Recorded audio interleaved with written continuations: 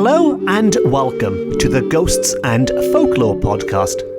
I'm Mark Rees, and on each episode, I investigate a different, weird, and wonderful subject. And on this episode, we are going to explore the curious case of the vampire bed. Yes, the vampire bed. And no, that isn't some kind of metaphor for a nightmare or a trick of the mind.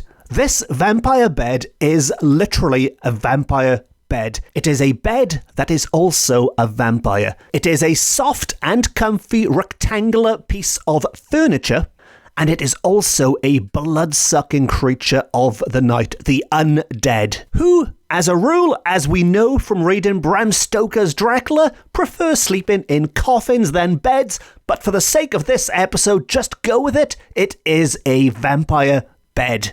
And so, to begin, at the beginning. And I should begin with a very short and sweet shameless plug. Let's get it out of the way. But if you do enjoy this episode, it is just one of the many tales that feature in my shiny new book, Paranormal Cardiff. And I'll be talking a little bit more about that at the end of this episode. But back to this tale, this supposedly real-life tale, if you choose to believe it, is said to have taken place in the early 17th century in the capital of Wales, in Cardiff, in Caerdydd.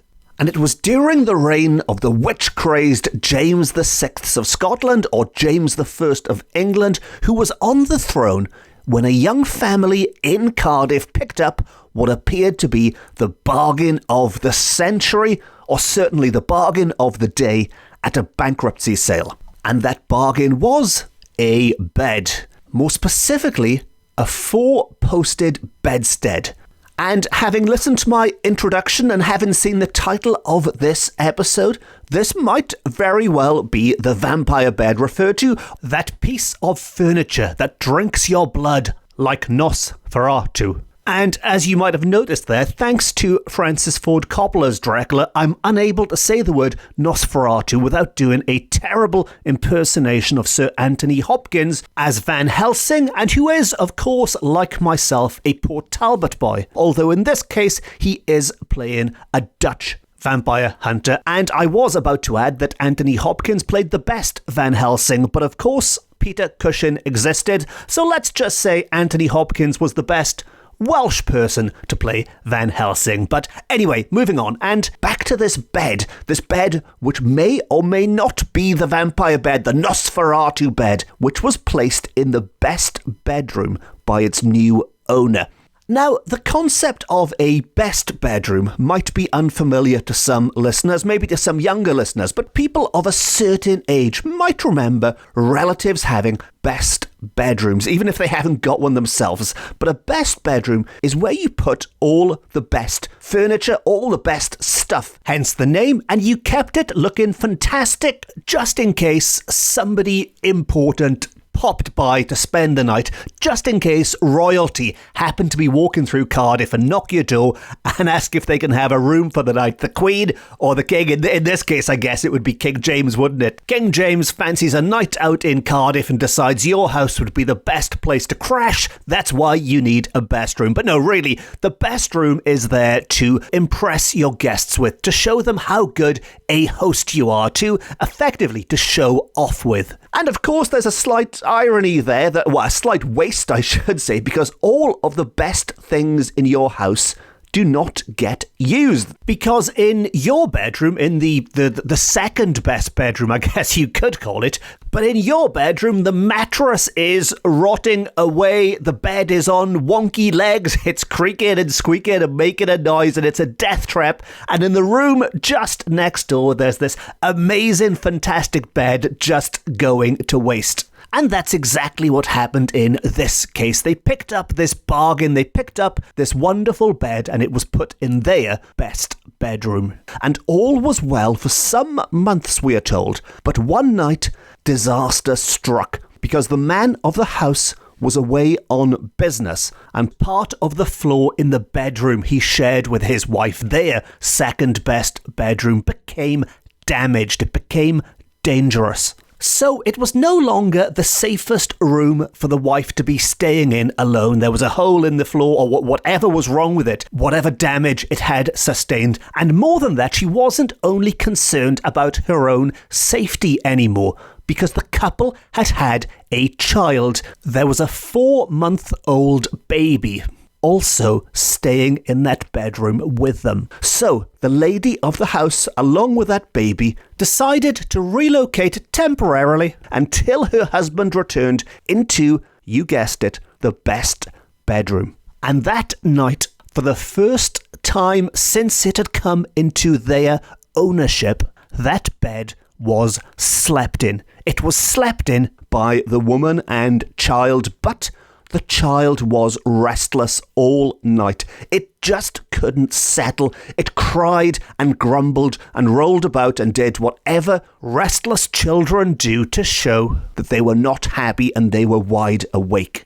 However, with this hole in the floor of the second best bedroom, they had no choice but to go back there for round 2. And on the second night, things did not improve. In fact, they got much worse. The little one was screaming violently in the dead of night. The mother was unable to pacify it. Nothing she could do could alleviate its pain. It was scared, it was fearful, it was in torment, and nothing could be done to calm it down. The next day, she accepted defeat and called in some help. She called the doctor and explained her child was in terrible pain in the night and she had no idea what to do, what was causing it. And the doctor prescribed some medication that would help it to sleep. And as a result, on the third night, it did help a little bit. The baby was still not happy. It was still agitated, but it was a heck of a lot better than it had been the night before. So the third night, with the help of a little medication, was by far the best night they'd had in that room. But sadly, it was going to be a short-lived respite, because on the fourth night, the child was back to crying louder than ever. The mother could not pacify it. The medication did not pacify it. It screamed with a scream from the bottom of its soul, a blood-curdling howl that should not have emanated from a being so young and so new to the world. The mother gathered the child in her arms, did everything she could to calm it, and the weeping did come to an end. Tragically, it came to an end forever. The child was dead. And I should interrupt the story at this point and just point out that while this is a piece of folklore, it is a folk tale, and as such, how factually accurate these events are is, let's say, it's open to debate how true this story might be. But nevertheless, even if the facts aren't exactly as they are recorded here, very often these stories are based on real events. They have their roots in some real tragedy. And while this tale on the one hand might be a work of fiction concocted by a fevered mind centuries ago, or on the other hand it might be 100% true and is based on documented evidence, maybe it falls somewhere in between. And maybe a real-life tragedy did inspire these events, even if they didn't happen exactly as they are related. Which is something to bear in mind as we listen to the rest of the tale, because the child stopped crying. The mother discovered that it was dead in her arms, and on its neck was, to quote, a large mark with a red spot in the centre, through which blood was oozing. What a description. There was a large mark with a red spot in the centre, through which blood was oozing. And you don't need to be Van Helsing, you don't need to be Anthony Hopkins or Peter Cushing to understand what the implication of blood oozing out of the neck might suggest. But of course the mother at the time was none the wiser. The doctor was summoned once more, and as you can imagine, he could do little to help. or little to explain even what had happened. Yes, he confirmed the child was most definitely dead. He had no idea what this extraordinary mark was. And he made a deeply unpleasant comparison that I don't think doctors would make today when examining patients. But when describing this bloody, oozing mark on the baby's neck, he said, "It is just as though something had caught the child's throat and sucked the blood as one would suck an egg. It was just as though something had caught the child's throat and sucked the blood as one would suck an egg." And I don't know if anyone out there does still suck eggs nowadays, but that is where you make a small hole in the shell and suck it out. And that, according to the doctor, is what had happened to this child. Somebody had made a hole in the neck and sucked the blood, sucked the life force from it until it was entirely drained.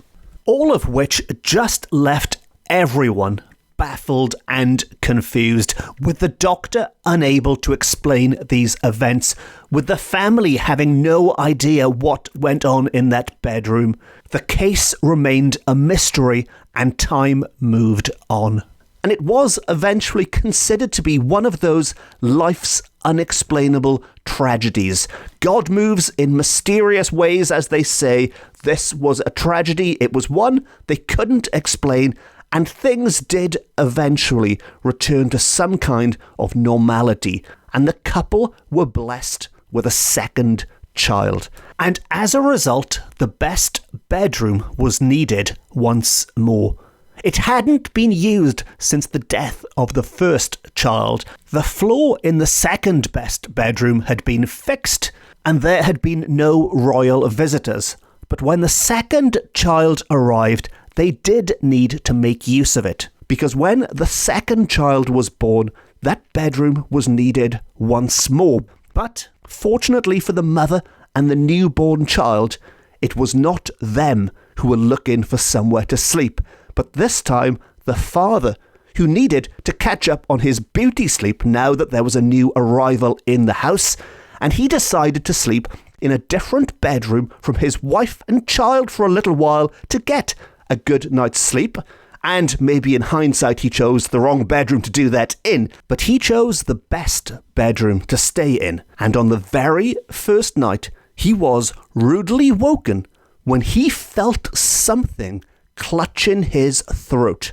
He awoke with a start to the sensation of something holding his throat in the darkness. There was, of course, nobody there, and he dismissed it as a nightmare. But when he had a similar experience on the second night, it became more difficult to ignore. And by the third night, when he was almost suffocated, he was compelled to take action.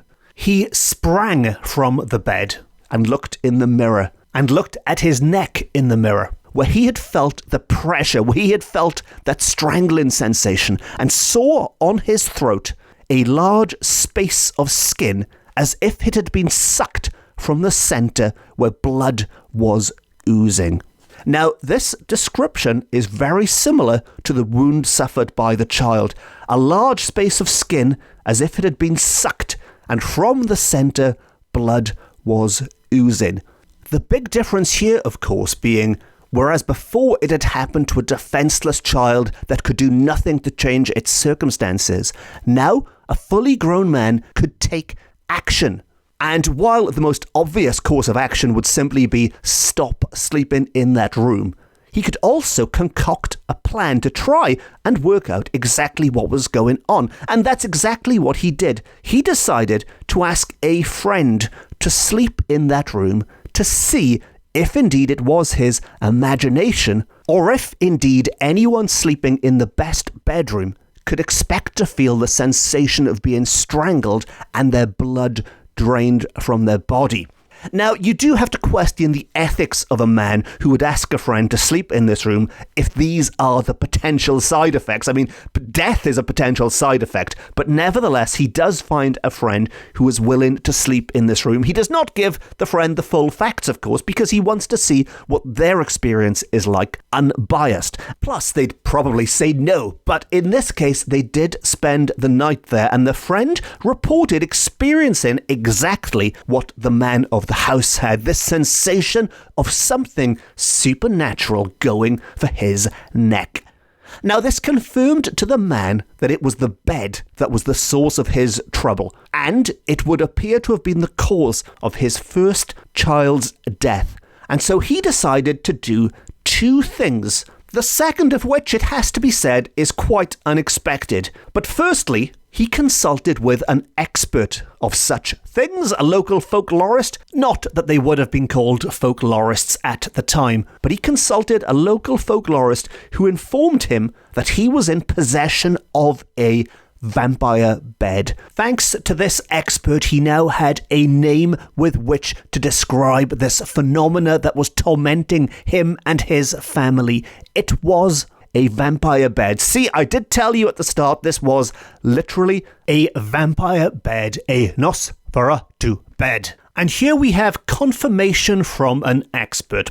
But the second thing this man did is the more unusual of the two, because after discovering the true nature of this bed, he decided not to destroy it. In fact, not only did he not destroy this bed, he decided to keep it there in his house. This uncanny piece of furniture, as it's described, is kept in the house as a curiosity. And in fairness, that is one heck of a curiosity to keep in your house. Going back to this idea of impressing guests, well, nothing's going to impress them more than a bed that kills people by sucking blood out of their neck. And I'm sure many of you will be familiar with the Victorian concept of the cabinets of curiosities. Well, this is a heck of a lot better than showing people a stuffed dodo or a Fiji mermaid, maybe. Although, and maybe I'm overthinking this. Well, I'm definitely overthinking this, but how you would demonstrate this to people, I don't know, because to the eye, by all accounts, it looks like a very nice four-poster bed. It doesn't look like it's not covered in blood with fangs or anything. It looks like a nice bed, and so the only way you can show that it's a vampire bed is by having somebody sleep in it, and we all know that does not end well. But anyway, that's something we can all think about afterwards, because that curious point, that curious conundrum does bring us to the end of this particular tale. And it does present us with a more important question, a more pressing question with which to leave you with. Because, frustratingly, as with many of these old tales, we don't know exactly where in Cardiff these events took place. In fact, I say exactly, we don't know anywhere. All we know is somewhere in Cardiff. And that house, in theory, could still be standing today. And that begs the question, if he did not destroy the vampire bed, is it still somewhere in Cardiff today? If so, is it still in somebody's best bedroom, just waiting to suck the blood of an unsuspecting victim, an unsuspecting visitor, be they royal or otherwise? Well, I guess we might never know. But on that blood-curdling cliffhanger, so ends another episode of the Ghosts and Folklore podcast.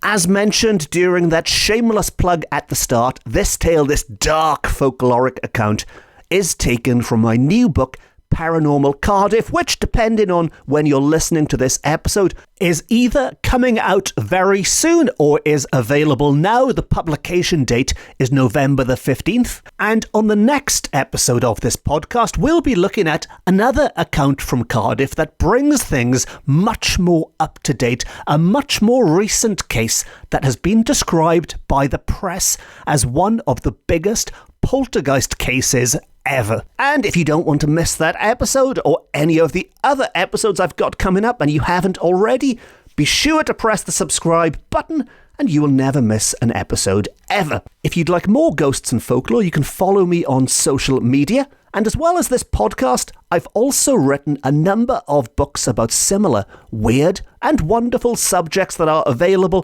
from all good bookshops, offline and on, including, of course, my new book, Paranormal Cardiff. And on that final self-promoting note, it just leaves me to say thank you so much for listening. Diolch and fawr iawn am wrando. I've been Mark Rees. This has been my Ghosts and Folklore podcast, beaming to you from Wales to the world. And remember, if you were thinking of booking an Airbnb in Cardiff, I would highly recommend picking one with a plush, modern 21st century bed.